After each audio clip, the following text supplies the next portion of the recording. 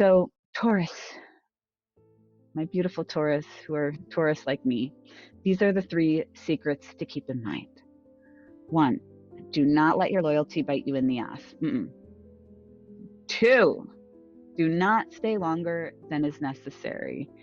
And three, listen to feedback, but don't automatically receive it and start navigating yourself down the wrong path.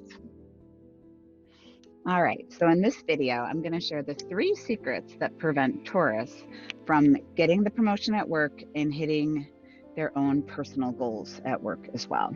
Secret number one, loyalty isn't a strategy, and deep down, you thought it was. Loyalty is never, ever, ever in a trillion billion years a strategy for your growth. This is a lesson that most Tauruses only begin to learn after making themselves overly available and loyal to the job. They take on the company culture, they volunteer to stay late, they don't miss deadlines. And yet, let me ask you, for all the displays of loyalty, do you find that you're often caught in this loop, kind of stuck in the career in a different way, where it's like you feel like you're always giving more than you're receiving? The question, of course, as all questions start, is why? Why is this happening? Here's the thing. Loyalty in the right quantity can be so helpful, and loyalty in the wrong quantities can be absolutely fatal. Using loyalty as a strategy to win the hearts of others will definitely win you the loyalty of those you lead, but I'm going to be honest, and they're going to give you mixed results with those who lead you. Here is why. Your loyalty eventually will kind of just go unnoticed. It is a horrible truth. As a Taurus, I can tell you it is a horrible truth. But what's the norm feels like the norm. So think of it this way. If your output is 120% from day one, and that's your baseline, your 120% is actually going to start to be experienced as 80%. That's how people are going to perceive what you do. And time matters a lot. So, if you see someone else who, like a coworker, they're putting forth 60% effort daily, and one day they come in and they give 100% effort, they're going to get more validation from that switch from 80% effort to 100% effort than you will get for hitting 120% effort every day.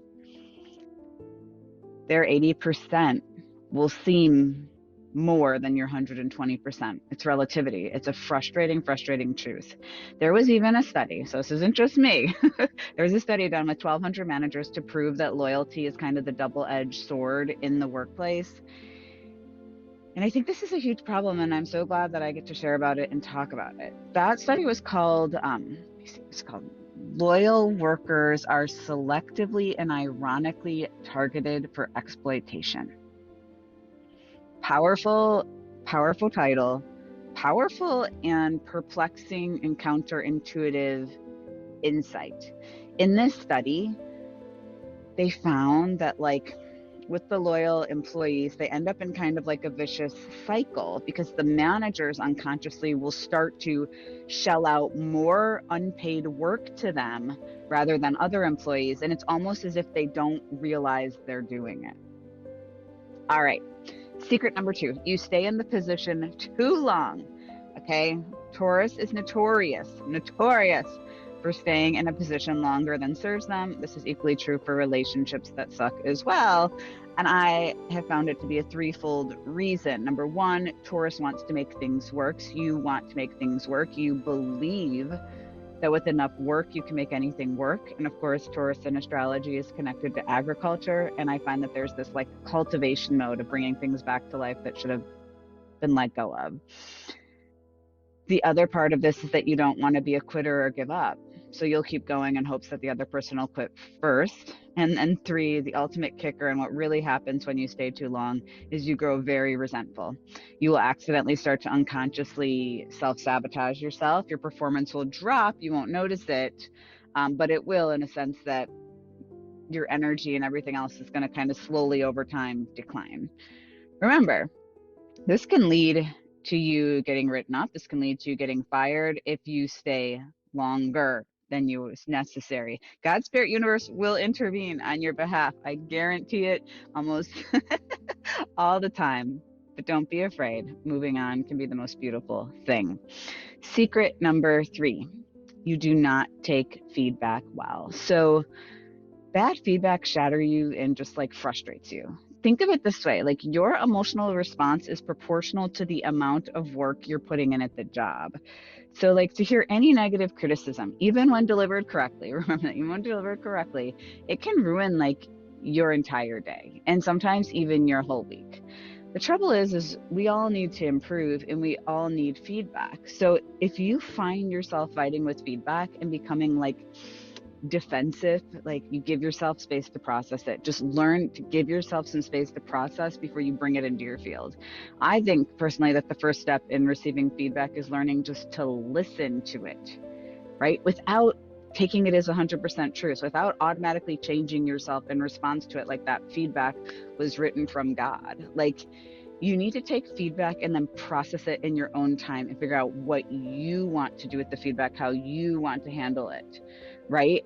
I want to share this kind of crazy story, like a ridiculous story about negative feedback I once got that I think I've ultimately used for my own good. So years ago, little Emily was a student finance planner, and I was helping students fill out their FAFSA to get funding for school. So like in this school, it was kind of like an 8-week enrollment, and there was this huge pressure the week before like the school would start up because A, the college wanted money, and B, the pressure was on us as the finance planners to make sure they had their money.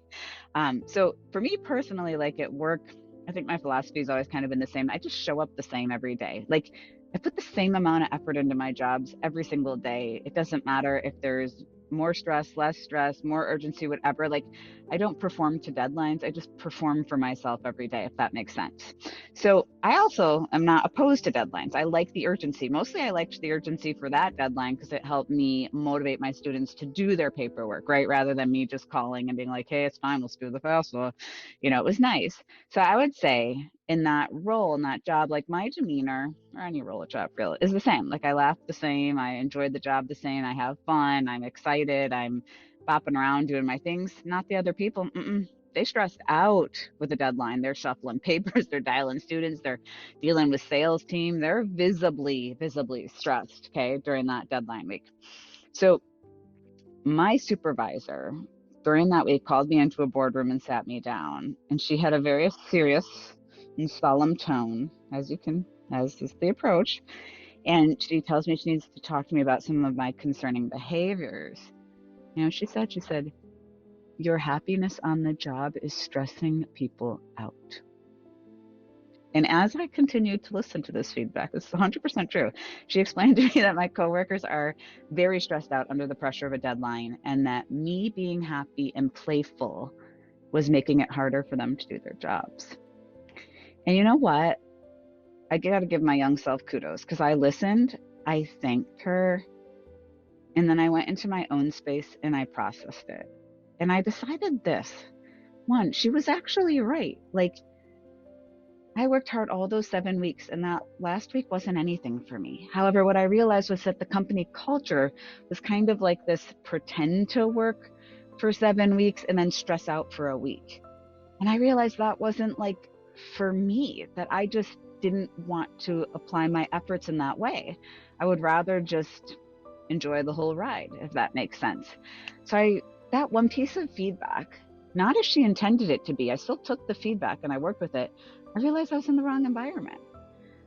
Feedback made sense, and I listened to it, and then I received it into my field as more information for me to decide what I wanted to do moving forward. And I left that environment, and I went to places where being happy, where working with that same amount of like every day was celebrated. And never once again, I'm happy to report, was I ever sat down and scolded for being too happy on the job, because I realized that I just couldn't thrive in an environment that didn't find that an asset and thought it was a liability. So Taurus, my beautiful Taurus, who are Taurus like me, these are the 3 secrets to keep in mind. 1, do not let your loyalty bite you in the ass.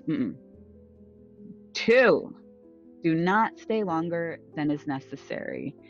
And 3, listen to feedback, but don't automatically receive it and start navigating yourself down the wrong path.